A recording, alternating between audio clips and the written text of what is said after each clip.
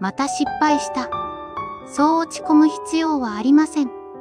成功者も最初は何度もつまずいています。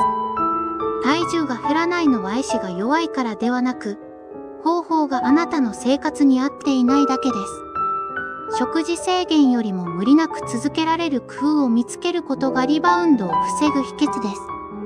運動が苦手でも大丈夫。日常の小さな動きが積み重なれば立派なダイエットになります。今日できなかったより明日またやれるに目を向ければ挫折は習慣に変わります。痩せることだけがゴールではありません。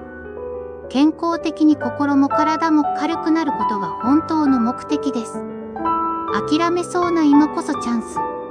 小さな一歩を今日から積み重ねれば未来のあなたは必ず変わります。